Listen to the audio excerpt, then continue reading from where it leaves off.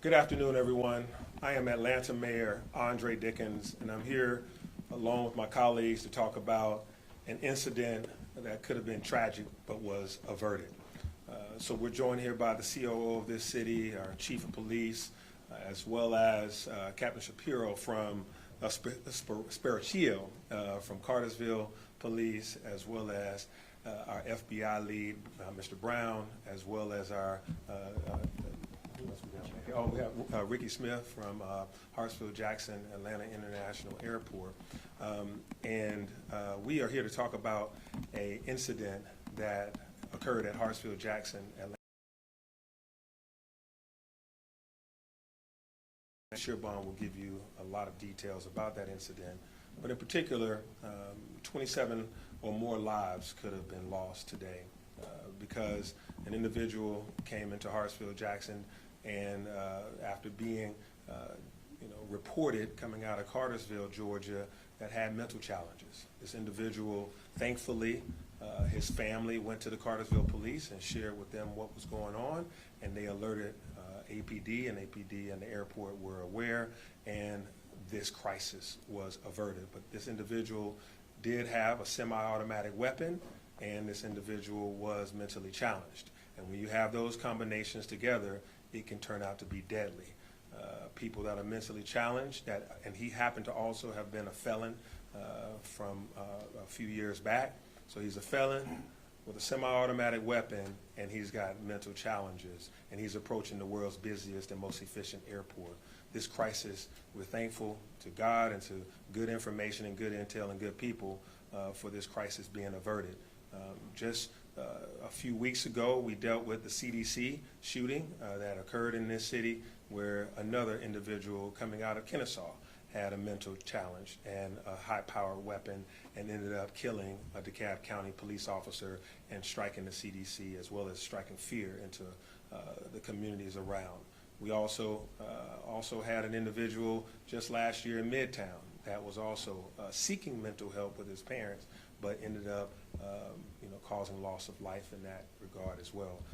We also had a Four Seasons hotel and residence, an individual with high-powered weapons and a mental health diagnosis. So what you're seeing is we are experiencing across the nation and even in this great city where guns and mental health challenges going together can propose a deadly scenario. But we're thankful that in this situation today, this crisis was averted, and so now I would turn it over to our police chief, Darren Shearbaum, to be able to give you more details about all of the aspects of this situation. Chief.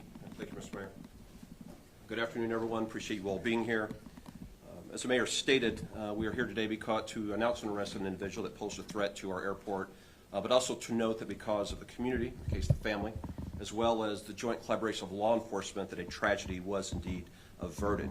The Atlanta airport, the busiest in the world, most efficient, remains safe. Each and every day we have a range of resources in place to keep the airport safe, including our special response team and the many officers that are assigned there. That team trains regularly for scenarios just like today. And I want to thank the men and women of the airport for their response. We have taken in custody and have under arrest a Billy Cagle, age 49, resident of Cartersville, Georgia. At approximately 9:40 this morning, the Atlanta Police Department was alerted by the Cartersville Police Department of a potential threat at the airport. Cartersville Police Department was alerted by the family of Mr. Cagle that he was streaming on social media, that he was headed to the airport, in their words, to shoot it up.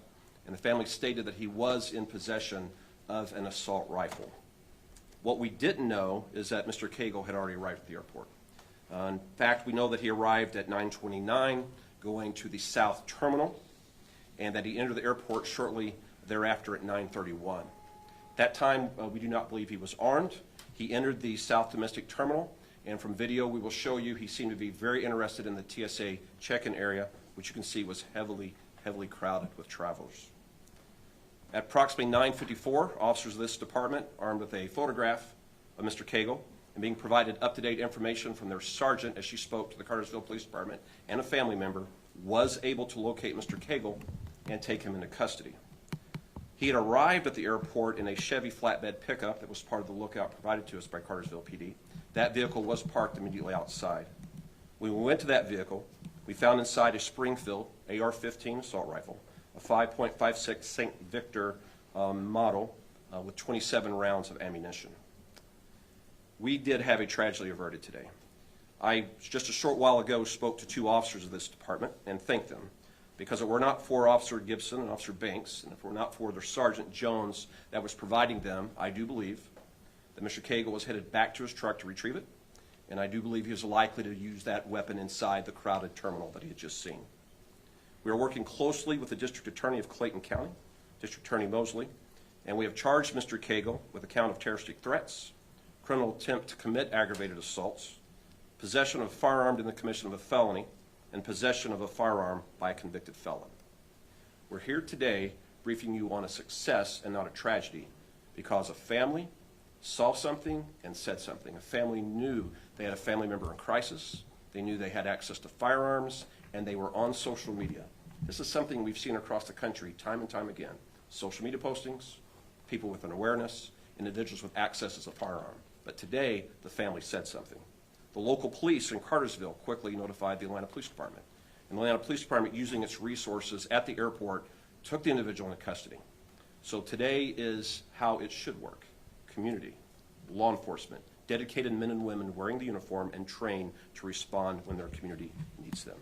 So thank you, Mr. Mayor, for making sure we have the resources to keep our airport safe and keep our city safe. And thank you to the men and women of the Atlanta Police Department, particularly our airport section, for what you did today. And now I'm going to turn the podium over to our representative from Cartersville, Captain Sparacio, for comments from him. Thank you. Good morning. So this morning, just after 9:30, we were alerted by family members that Mr. Cagle was en route to somewhere in the Atlanta area. They weren't sure. Ultimately, we found out it was the Atlanta airport, and that he had the intention to inflict harm to as many people as he could. We were able to get in touch with the Atlanta Police Department. Our investigators were able to quickly determine what kind of vehicle he was in, get very recent pictures of that vehicle, and get all those over to the Atlanta Police Department in a timely manner, and ultimately get this, what could have been a crisis, averted. And it's because of the hard work, dedication of the excellent investigators we have, the patrol officers that initially took the report, that they were able to take care of that. We are familiar with Mr. Cagle. He's got a criminal history in Cartersville, but again, no one would ever see anything like this. See something, say something really did work.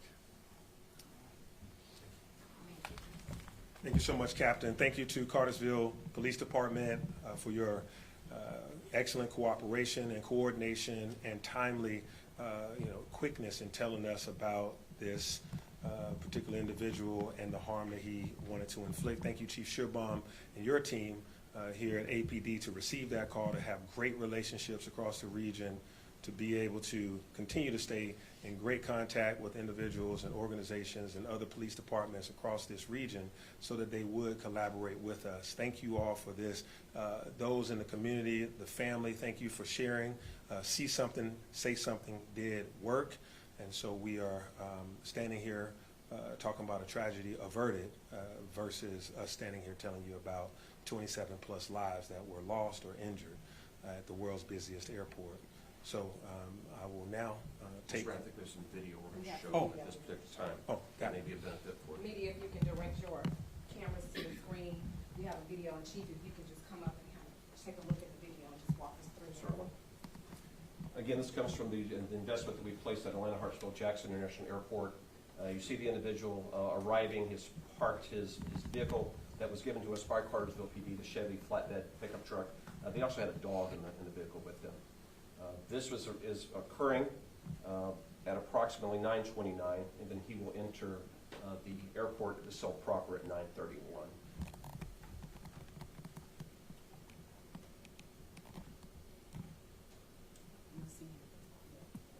He'll be entering top left. You see him right here in the blue shirt, right here. He will go into the TSA area. He has a high interest in that area, and you'll see the number of travelers that are there that are preparing to depart. Our officers, armed with this photograph, are able to pick him out of that crowded area, and are able to take him to custody.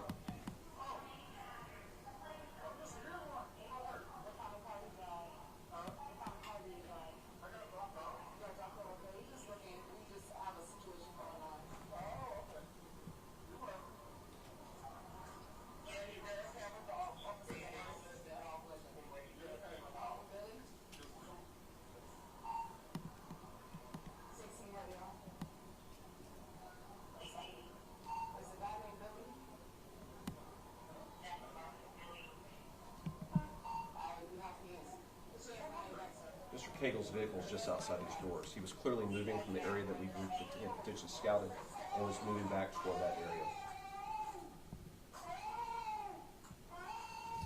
Mr. Cagle was checked out by EMS. They determined he had no injuries, and he would be later be transported to his detention area. And then we're going to have next the weapon that is located inside the vehicle. Thank you, Director Spikes. The officers at this time are handcuffing him. Because of his size, and which you have in the description, they did require to use 2 sets of handcuffs to be able to properly secure him. Fortunately, there were no firearms on him at this time. His weapon is outside in his vehicle. Chief, what's his size? He's about 6'3", 320 pounds, 6. And again, this is Officer Banks and Officer Gibson there. This is the vehicle. Matched the description perfectly given by Cartersville PD. He had pulled up right to the south, a domestic terminal, parked here, would go down and go into another door. And then you'll see the officers approaching it, and then they'll recover the firearm, the semi-automatic assault rifle that he had with him. There were 27 rounds that could have been fired from this weapon inside the airport. And this is exactly why we're here today, to encourage citizens to do their part so they ever become aware, and again, acknowledge the family, acknowledge our partner at the Cartersville Police Department for their work. Thank you, Captain. Mayor, at this time, we are ready for questions. All right, at this time, we are now ready for questions. What was Mr. Cagle? We will start over here. We'll start with Taisha, and we will move to my left. Taisha. So this question may be for Chief Shearbum, I'm not sure, but had he just went into the airport with the gun initially, how difficult would it have been to stop him if he didn't do that, look like a dry run, maybe to see where he was going to go? I don't want to go into the full capabilities that we have at the airport. We prepare for this very scenario. We tabletop for it. Our special response team trains weekly for just this occurrence.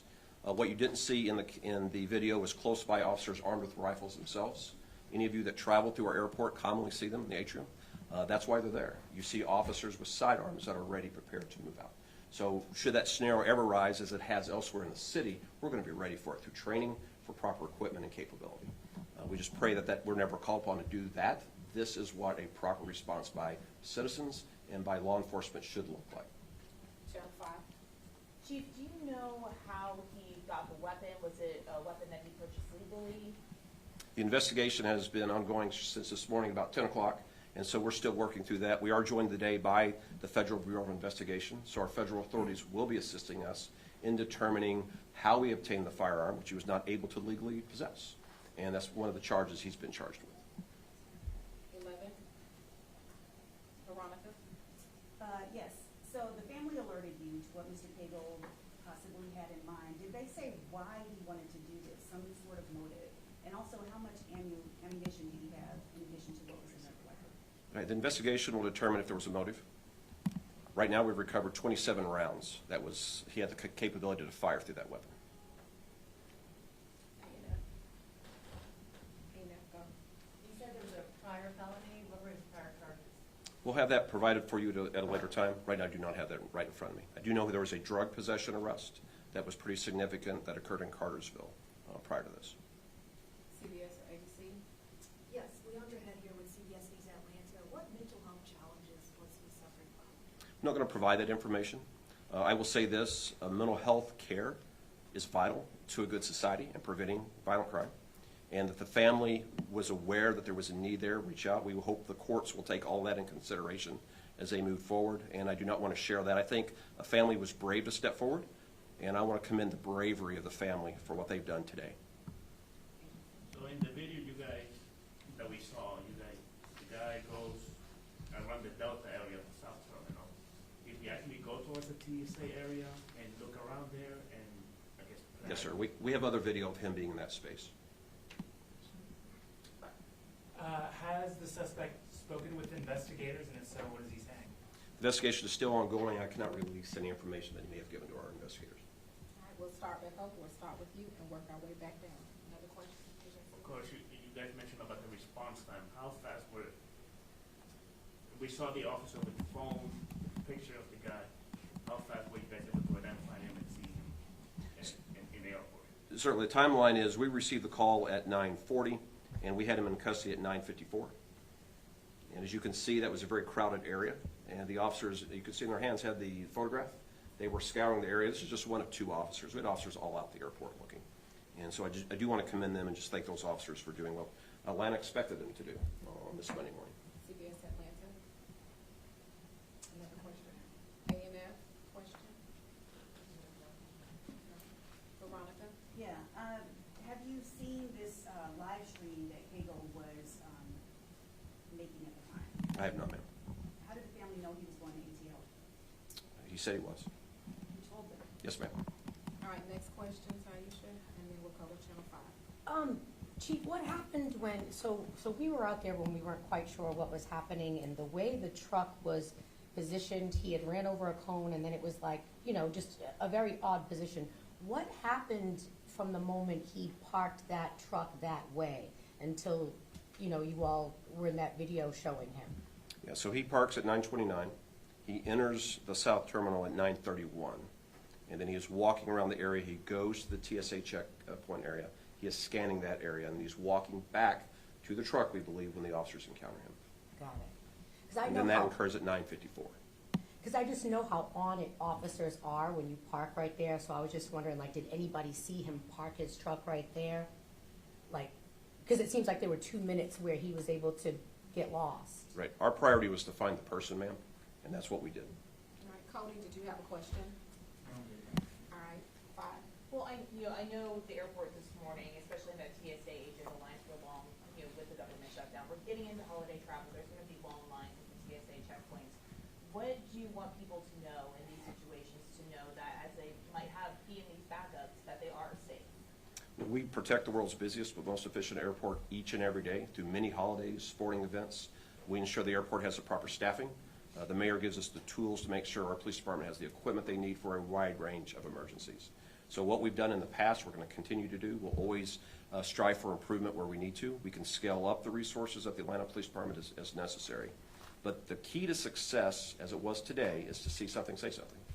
While we have a number of police officers on this police department, what is out there at a great capacity is law-abiding citizens, citizens that care, and citizens that want to be in a safe place. And if those citizens speak up, whether it's a family member, a friend, a neighbor, and say something's not right here, this is how we save lives as a society. Today is how it is supposed to work. AJC? I think I misheard you, but just to confirm, was there a dog also involved? There was a dog in that truck. We have got that. Animal has been turned back over to the family and is in good care and was not harmed at any point today. With Did that he being have said, family members there with him? He traveled there alone. Yes, sir. He traveled there And alone. there wasn't a daughter or family member who got We were involved? communicating via phone.